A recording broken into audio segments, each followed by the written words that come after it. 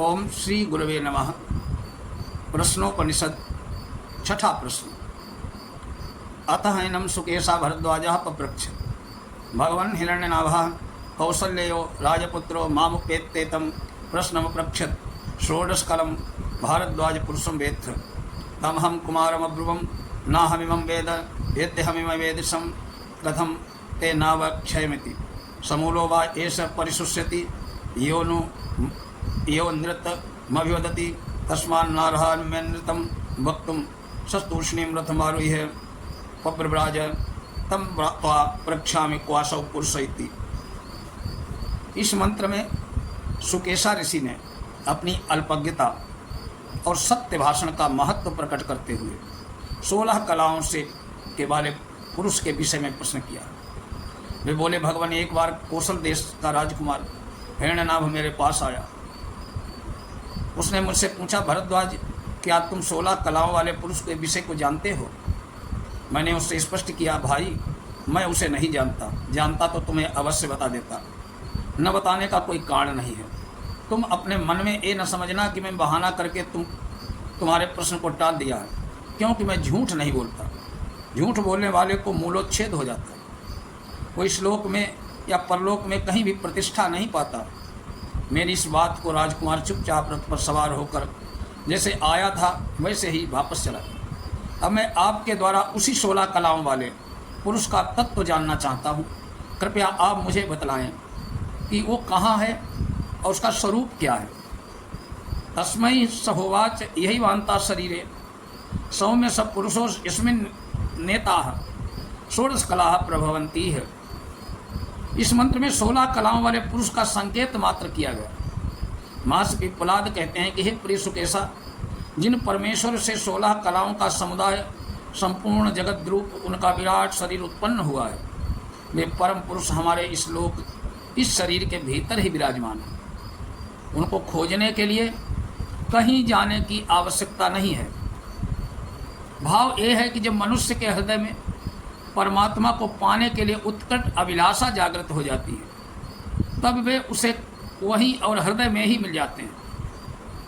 उस परब्रह्म पुरुषोत्तम का तत्व समझने के लिए संक्षिप्त में षष्ठी क्रम का अब वर्णन करते हैं। सईक्षां चक्रे कस्मिन् हम क्रमांत प्रांत उत्क्रांतो भविष्यामि कस्मिन् नाम प्रतिष्ठिते प्रतिष्ठ्यास्यामि इति।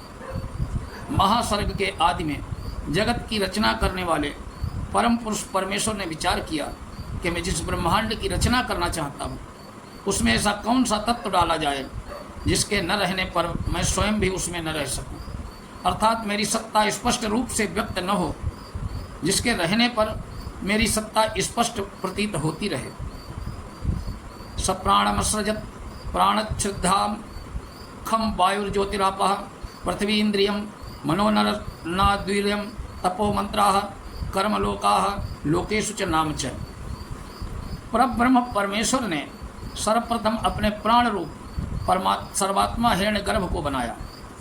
उसके बाद शुभ कर्म में प्रवृत्त कराने वाली श्रद्धा अर्थात आस्तिक बुद्धि को प्रकट करके फिर क्रमशः शरीर के उपादानभूत आकाश, वायु, तेज, जल और पृथ्वी इन 5 महाभूतों की रचना की।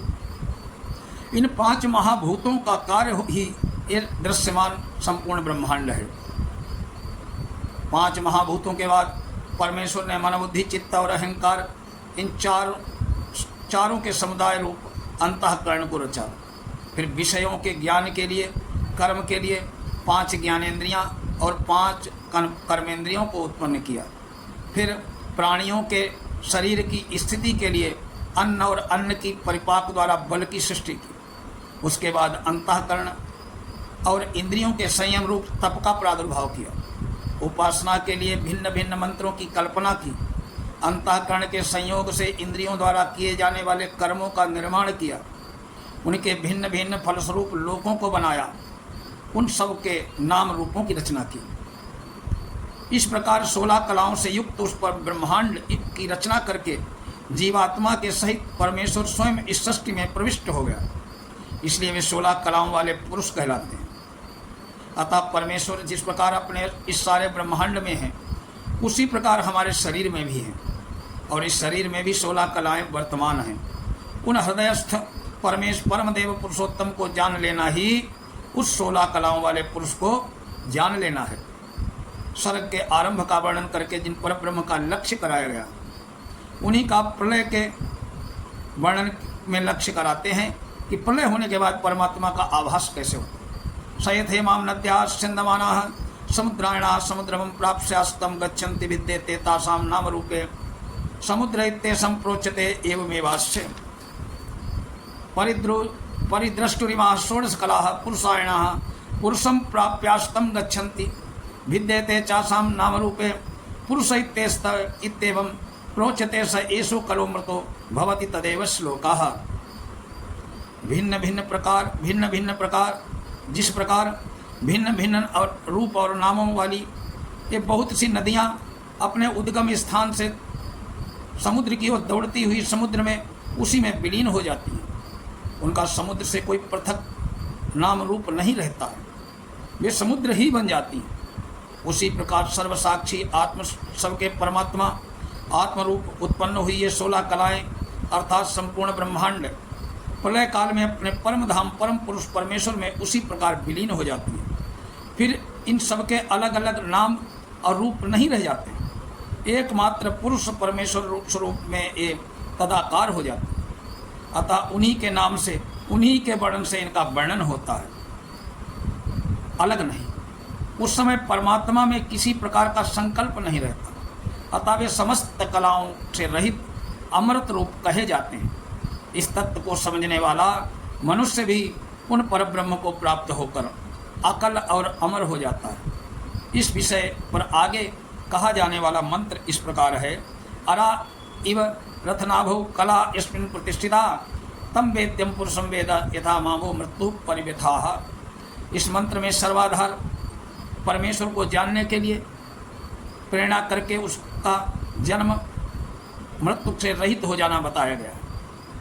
वेद भगवान मनुष्यों से कहते हैं कि जिस प्रकार रथ के पहिए में लगे रहने वाले सब अरे उस पहिए के मध्यस्थ नाभि में प्रविष्ट रहते हैं, उनका सबका आधार नाभि है, नाभि के बिना वे टिक भी नहीं सकते।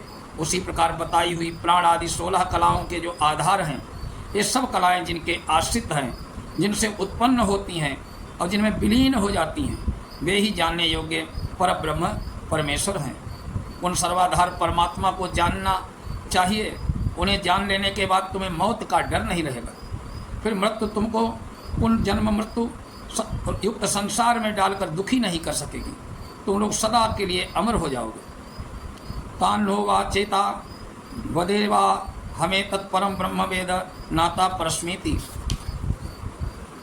इतना उपदेश करने के बाद महर्षि पिप्पलाद ने परम भाग्यवान सुदेशा आदि 6 ऋषियों को संबोधित करते हुए कहा कि ऋषियों, इस परब्रह्म परमेश्वर के विषय में मैं इतना ही जानता हूँ।